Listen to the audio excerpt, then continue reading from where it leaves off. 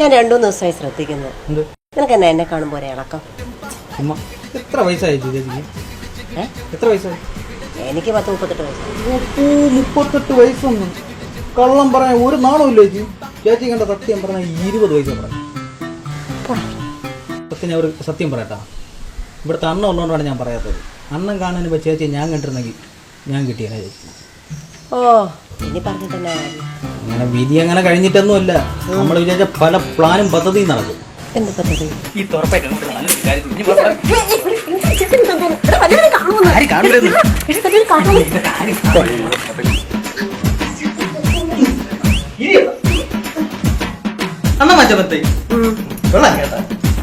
എന്താടാ സത്യം ചേച്ചി? ചേച്ചി എനിക്ക് ഭയങ്കര ഇഷ്ടമാണ് ചേച്ചി.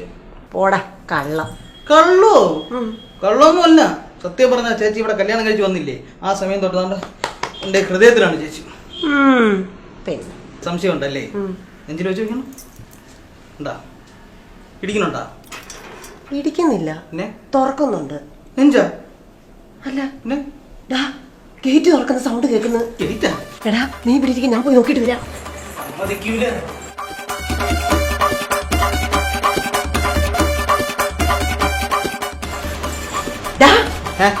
നിന്റെ അച്ഛൻ നിന്റെ അച്ഛൻ ഇങ്ങോട്ട് വരുന്നെന്ന്.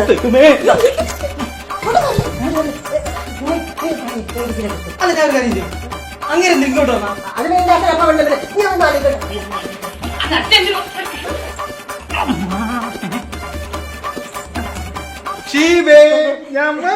മോന് വന്നു.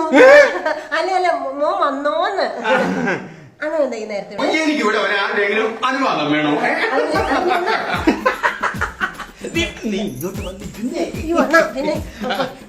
കുറച്ചുകൂടെ നേരത്തെ വരണമെന്നാ കരുതിയത്.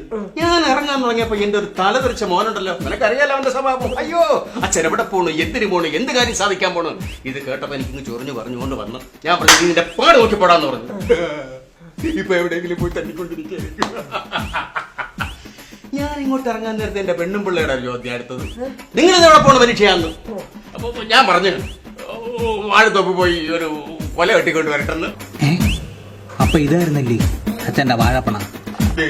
നിന്നെ കാണാതിരിക്കുമ്പോ എന്റെ ഹൃദയം എന്തൊരു ഇടുപ്പാണെന്നറിയാം. നീ ഒന്ന് കൈവച്ച് നോക്കി. ഇടിക്കുന്നില്ലേ? ഇടിക്കുന്നില്ല, തുറക്കുന്നുണ്ട്. എന്തോന്ന്? ഗേറ്റ് തുറക്കുന്നത്. അയ്യോ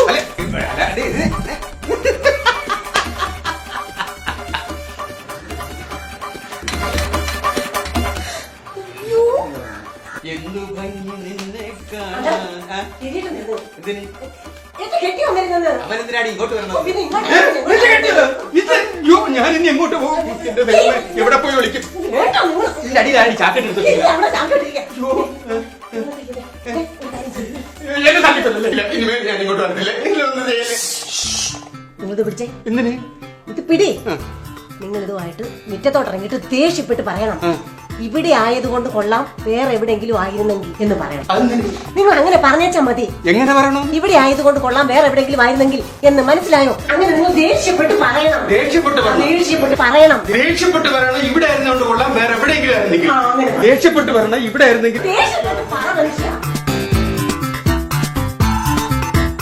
ഇവിടെ ആവുകൊണ്ട് കൊള്ളാം, വേറെ എവിടെയെങ്കിലും ആയിരുന്നെങ്കിൽ ഉണ്ടല്ലോ.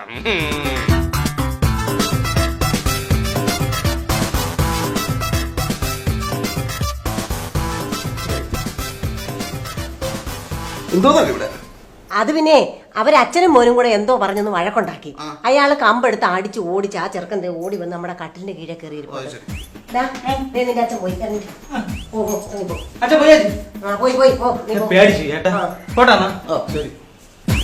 പോത്തോല വളർന്നു. അവൻ ഇപ്പോഴും അച്ഛനെ പേടി. പാവം അല്ലേ? പാവം.